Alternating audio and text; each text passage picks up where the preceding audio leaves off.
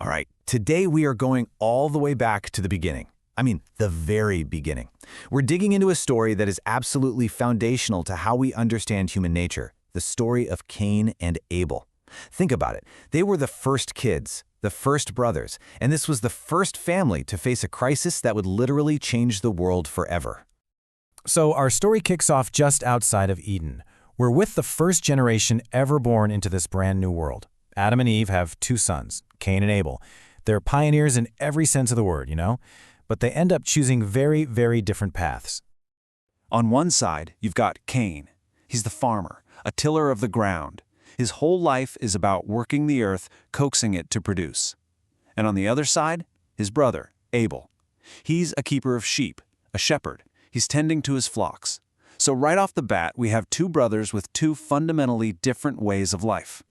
And as time goes on, both brothers decide to bring an offering to God. Cain brings what he knows best, produce from the soil, the fruit of the ground.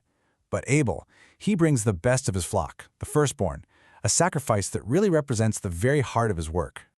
And this is where the story takes a sharp turn.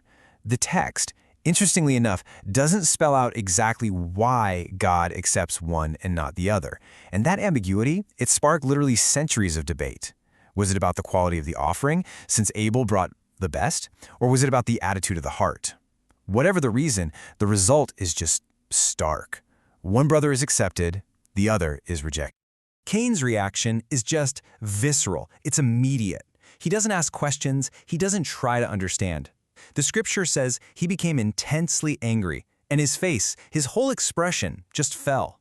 This right here is the seed of the tragedy that's about to unfold.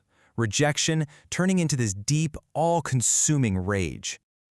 Okay, so the conflict is now escalating. Cain's internal turmoil is about to boil over and spill into the physical world. And God sees this happening. He actually offers Cain a warning, a chance for him to get a handle on his own darkness before it gets a handle on him. What's so profound here is how sin is described. It's not just an action. It's personified as this living, breathing predator, crouching at the door, just waiting for an opening. God warns Cain that sin's desire is to control him, but that he must rule over it. This is such a critical moment of choice. But Cain, he doesn't listen. He doesn't take the warning. The next line in the text is just raw and brutal in its simplicity. He talks with his brother, and when they're alone out in the field, Cain acts on his anger. He rises up against Abel and commits the world's first murder. The silence that follows is broken by the voice of God. And this question, it's not for information. God knows the answer. It's an invitation for Cain to confess. It's one last chance for him to face what he has done.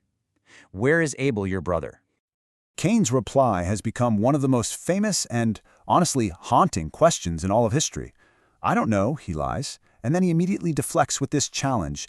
Am I my brother's keeper? It's a total denial of responsibility. It's a severing of the most basic human bond.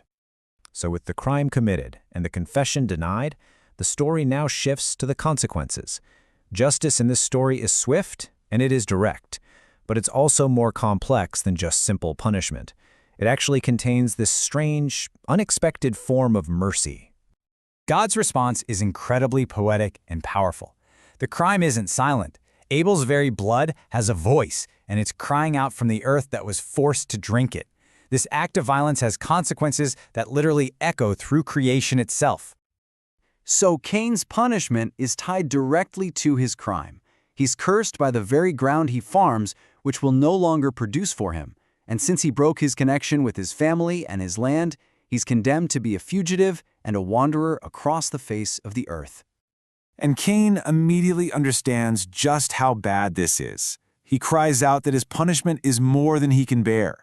Exiled, unprotected, he's terrified that he's now a target. Whoever finds him, he believes, will kill him to avenge Abel. But then comes this totally unexpected twist. God declares that no, that is not going to happen. Instead of letting a cycle of revenge begin, he states that anyone who kills Cain will have vengeance taken on them 7 times over. And to enforce this, God puts a mark on Cain. Now, this is so often misunderstood as a mark of shame, but the text is clear. Its purpose is the exact opposite. It's a sign of divine protection, a warning to everyone else not to harm him. It's this incredible moment of mercy right in the middle of judgment. So Cain is now this walking paradox. He's a cursed wanderer, but he's also a divinely protected survivor. So what does the world's first murderer do next? Well, he builds a future. Despite being condemned to roam, Cain eventually settles down in a land called Nod, which, fittingly enough, means wandering.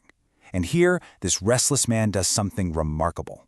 He builds the first city. The wanderer becomes a founder, putting down the roots of organized human civilization. And from Cain, a long lineage springs forth. Generation follows generation, eventually leading to a man named Lamech, who becomes a pretty central figure in his family's legacy. And through Lamech's sons, we see this absolute explosion of culture and technology.